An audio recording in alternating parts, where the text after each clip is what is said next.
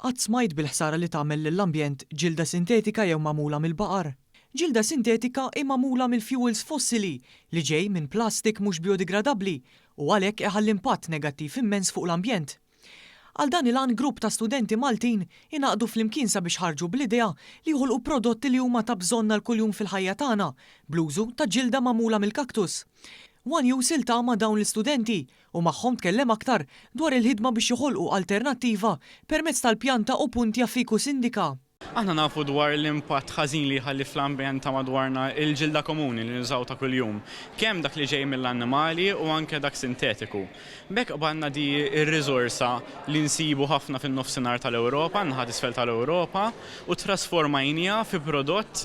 Dan il-prodott innovattiv jaqa' taħt il-kumpanija Opuntis li hija kumpanija imejjuna minn JA Malta bħala parti mill-programm ta' JA Company Program, programm immirat għal żgħażagħ li qed isegwu edukazzjoni postsekondarja madwar Malta u Għawdex u jixtiequ li minn ta' żgħira iwaqfu l-kumpanija tagħhom li tiffunzjona bħal kwalunkwe kumpanija oħra fis-suq lokali.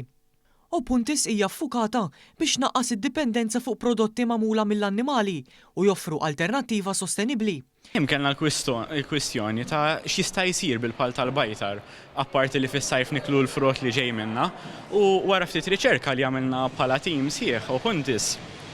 Dejna nbiegħu prodotti magħmulin mill-ġilda tal-kaktus li jistgħu jservu bħala alternattiva għal ġilda komuni li naraw ta' kuljum. Dawn il-prodotti jikkonsistu f'keychains, pouches tal-muniti u kartiri fejn jista' jinżamm il-passaport. L-istudenti spjegawna aktar fid-dettall il-ħidma wara d-disinni taħt id-direzzjoni u l-gwida ta' Captain Scott, workshop professjonali fejn tinħadem il-ġilda. Dan fil-waqt li ddiskutew magħna numru ta' trends li diġà nnutaw fosthom l-interess lejn dawk li jissejħu Earth Colors, fosthom il-kannella u l-aħdar bħala l-assoċjazzjoni mas-sostenibilità tal-prodott. Markus, student ieħor parti minn Opuntis, spjegalna dak li qed jieħu lura minn dan il-programm tal-JA. Ovvjament, esperjenza bħal din titgħallem ħafna minnha.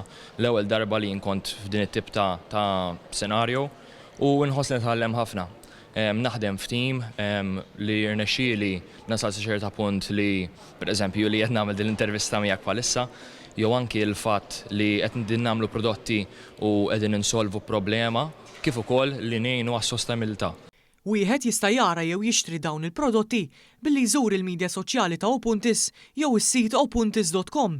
Apparti dan, Opuntis se tkun ukoll qed tesebixxi u tbieħ il-prodotti tagħha fl-Open Day tal-Junior College nhar is-7 ta' Marzu, kif ukoll fil-JA Marketplace fil-Belt Valletta nhar il-15 ta' Marzu. Dan flimkien ma' numru ta' kumpanniji oħrajn li qed jipparteċipaw fl-istess programm.